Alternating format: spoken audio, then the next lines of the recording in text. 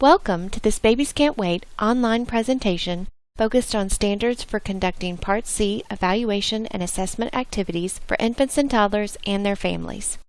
Hello, I'm Jade Costin, a member of the Babies Can't Wait Technical Assistance Unit through my faculty work at Valdosta State University.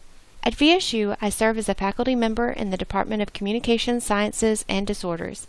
As a speech-language pathologist, I, along with other members of the Georgia's Babies Can't Wait Technical Assistance Unit, have focused my career on developing expertise in early intervention, including the requirements of Part C of the Individuals with Disabilities Education Act. As the statute and its associated regulations change, and as our knowledge base of effective evidence-based practices grows, Georgia's Babies Can't Wait program standards are continuously reviewed and revised as appropriate. Please allow me to serve as your guide today as we take a brief overview of the highlights of Georgia's revised standards. In the next few minutes, you will learn more about the standards for conducting appropriate evaluation and assessment activities for infants and toddlers and their families in BCW. Bookmarks have been added to each section of the standards linked to this presentation to facilitate navigation. Once the file is opened, click on the bookmark icon located to the left of the text to open the Bookmarks pane. Every child, birth through age 2, referred to Babies Can't Wait, must be provided with a timely, comprehensive, and multidisciplinary developmental evaluation. Evaluation procedures include activities to determine if an infant or toddler is initially or continues to be eligible for services through the Babies Can't Wait program under Georgia's definition of eligibility. Evaluations are conducted by qualified personnel using non-discriminatory procedures. The evaluation must be timely. That is, if a child is eligible for Part C services, an initial individualized family service plan must be developed within 45 calendar days of receipt of referral by BCW. Timely evaluation activities are necessary in order to meet this timeline.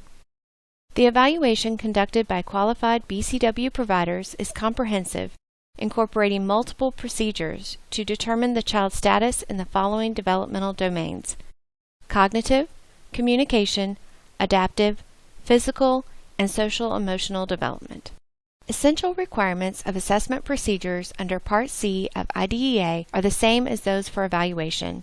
They must be timely, comprehensive, conducted by a multidisciplinary team, address developmental strengths and needs of the child, and reflect non-discriminatory assessment practices. With family consent, assessment activities related to the child's family will also be conducted. Assessment under Part C of IDEA refers to both the initial and ongoing procedures used by qualified providers to identify the child's unique strengths and needs, as well as services appropriate to address those needs in all developmental domains: cognitive, communication, adaptive, physical, and social-emotional development. Additionally, assessment also includes, with family consent, the initial and ongoing procedures used to identify the resources, priorities, and concerns of the child's family, as well as the services and supports necessary to enhance the family's capacity to meet the developmental needs of the infant or toddler with a disability. Both evaluation and assessment activities are conducted by the multidisciplinary team, primary service provider team. The membership of the multidisciplinary team is typically the same as the PSP team. This team includes at a minimum 2 professionals from 2 different disciplines in addition to the family. Evaluation and assessment activities for every child participating in the BCW program must reflect information gathered from a variety of sources. The evaluation and assessment of the developmental skills and functional levels of infants and toddlers cannot rely solely on standardized scores and/or measures this quantitative information. Through the use of informed clinical opinion, the multidisciplinary or PSP team must also integrate qualitative information with traditional evaluation and assessment procedures, such as systematic observations, interviews, and neonatal medical histories.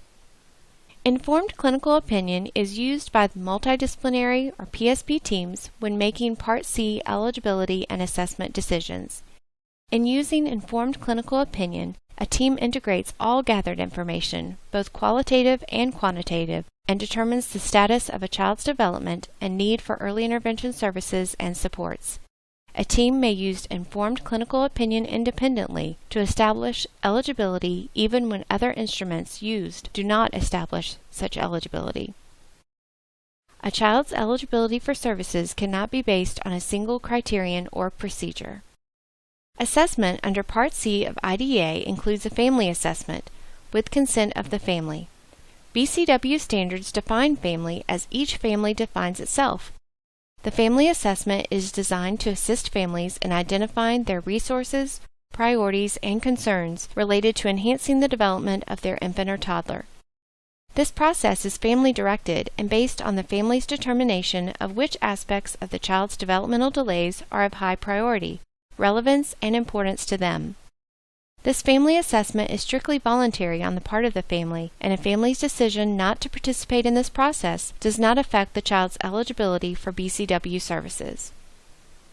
If the family desires to participate in a family assessment, the assessment must be conducted by qualified personnel, be based on information provided by the family through a personal interview, and incorporate the family's description of its resources, priorities, and concerns, and the identification of supports and services necessary to enhance the family's capacity to meet the developmental needs of the child. In determining eligibility for BCW services, a child must be between the ages of 0 and 36 months. However, if a child is referred to the BCW program fewer than 45 days before the toddler's 3rd birthday, BCW is not required to conduct the initial evaluation, assessment, or IFSP meeting. Under these circumstances, if the child may be eligible for preschool services or other services under Part B of IDEA, BCW, with the parental consent, must refer the toddler to the local school system's preschool program. Also, in determining eligibility for BCW services, a child must live in the state of Georgia, meet the eligibility criteria as an infant or toddler with established risk for developmental delay, which is Category 1 eligibility, or as an infant or toddler with a significant developmental delay, or Category 2 eligibility. Tools and procedures to be used in determining eligibility under Category 1 and Category 2 are described in the standards. Let's discuss those. Evaluation requirements. Infants and toddlers who have a diagnosed disability that has a high probability of resulting in a developmental delay are eligible for BCW early intervention services under a Category 1 eligibility. The list of Category 1 disabilities is available on the BCW website. It is not necessary that the child evidence any developmental delay at the time of identification. To determine eligibility, the team must have a medical report from a physician that includes a written medical diagnosis that is included on the Category 1 conditions list.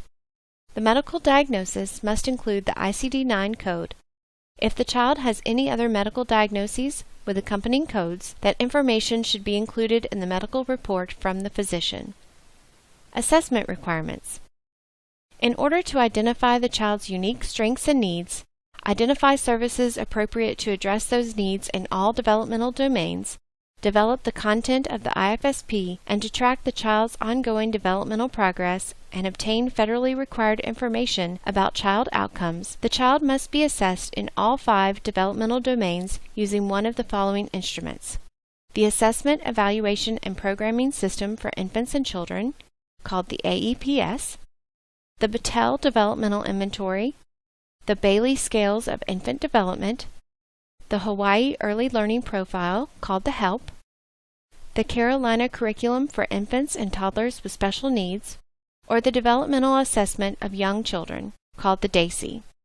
Family assessment, as described previously, will provide additional information to assist the team in determining supports and services necessary for the family to enhance its capacity to meet the developmental needs of the child. For all children evaluated or assessed for BCW services, the collection and review of a set of information is required. This information is necessary for children identified for eligibility under both Category 1 or Category 2. This information includes reason for referral or statement of concern and referral source, parents' information, which may include interview, questionnaire, or developmental checklist and other information collected during intake, review of pertinent records by a nurse or other trained medical professional related to the child's current health status and medical history, which includes a written statement from the primary health care provider and other diagnostic codes available in the medical record, and vision and hearing screening. In determining the strengths and needs of the child, as well as the services and supports necessary for the child and family, the team should use informed clinical opinion by integrating quantitative and qualitative information gathered. If a child with a Category 1 condition requires immediate services, an interim IFSP may be developed prior to the team completing the initial assessment. Developmental assessments must be completed within the 45-day time. Evaluation requirements. Infants and toddlers who do not have an established risk condition or diagnosis who exhibit a significant developmental delay are eligible for BCW early intervention services under a Category 2 eligibility. This eligibility decision is made by the multidisciplinary team based on the use of a variety of appropriate tools and procedures.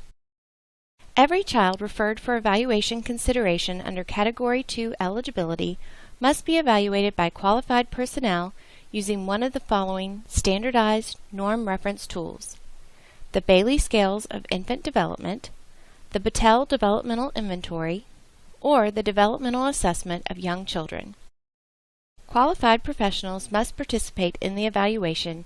According to the regulations released in 2011, it is permissible for one evaluator to represent 2 or more separate disciplines, as long as that evaluator meets the definition of qualified personnel in each different discipline. A child is considered to have a significant developmental delay when the child's score on the standardized norm reference tool is 2 standard deviations below the mean in 1 or more of the 5 developmental domains, or at least 1.5 or 1.5 standard deviations below the mean in 2 or more of the 5 developmental domains, and/or the child's developmental issues interfere with his or her functional ability when compared with peers. To determine eligibility, other tools may be used in addition to the standardized tool. These include, but are not limited to, curriculum-based measures, behavior checklist, systematic observation of the child's functional abilities and daily routines, etc.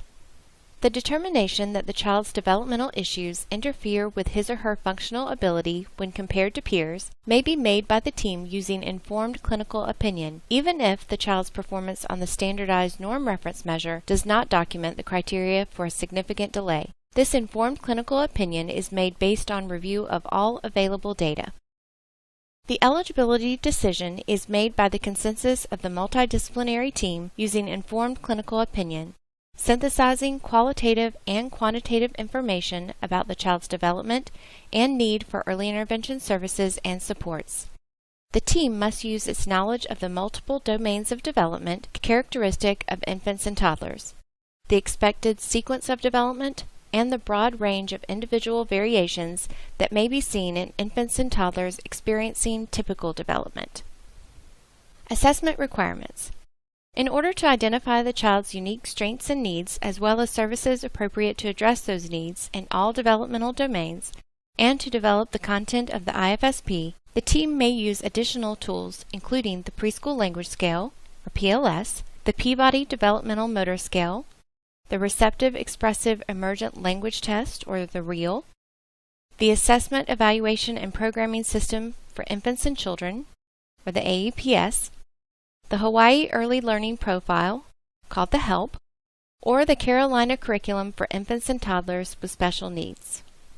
Again, family assessment will provide additional information to assist the team in determining supports and services necessary for the family to enhance its capacity to meet the developmental needs of the child.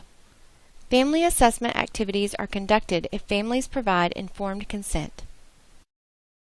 For all children evaluated or assessed for BCW services, the collection and review of a set of information is required. This information is necessary for children identified for eligibility under both Category 1 or Category 2.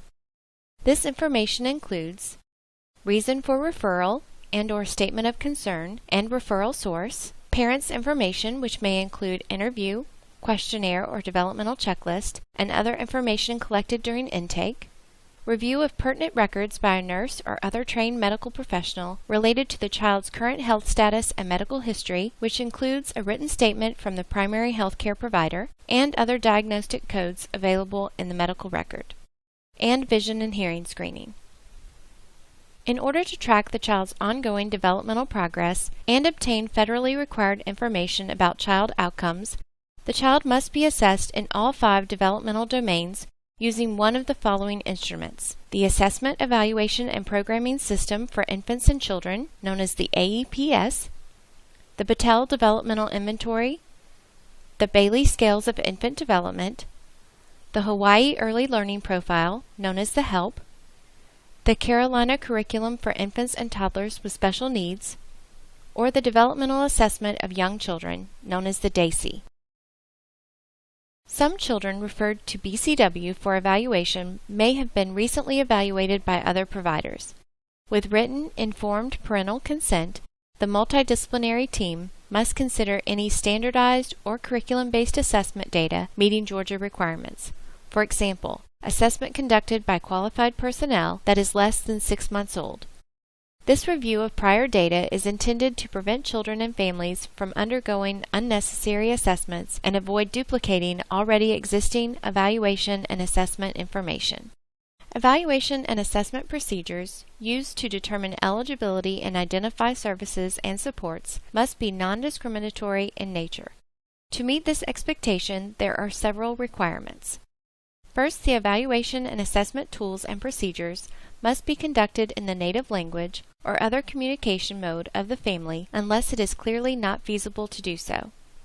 According to the Part C regulations, Section 303.25, subsection A2, for evaluations and assessments of a child, the native language of a child with limited English proficiency is the language normally used by the child if qualified personnel conducting the evaluation or assessment determine that this language is developmentally appropriate for the child given the child's age and communication skills.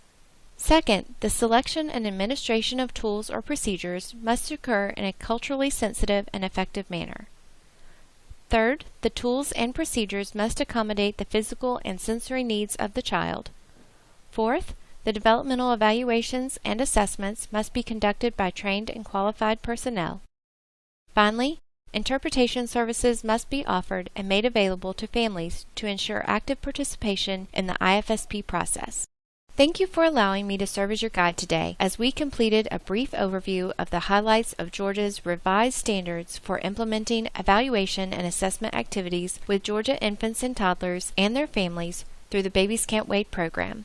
A printable PDF version of the evaluation and assessment section of the standards as well as this presentation have been provided for you on the References and Resources slide. If you have any questions after reviewing the standards, please contact the Early Intervention Coordinator for your district. References and Resources. Babies Can't Wait Program Standards provides a link to the printable version of the BCW standards for evaluation and assessment. IDEA Part C Federal Regulations provides a direct link to the Federal Register as published by the United States Government. These final regulations were issued on September 28, 2011 to reflect the changes made to IDEA as amended in 2004. PowerPoint handout links to a printable PDF version of this presentation. Public Law 108-446 Individuals with Disabilities Education Improvement 2004 links to a copy of the actual Act from 2004 reauthorizing the Individuals with Disabilities Education Act. IDEA website maintained by the U.S. Department of Education Office of Special Education Programs or OSEP. This site contains both Part B and Part C of the Individuals with Disabilities Education Act, IDEA.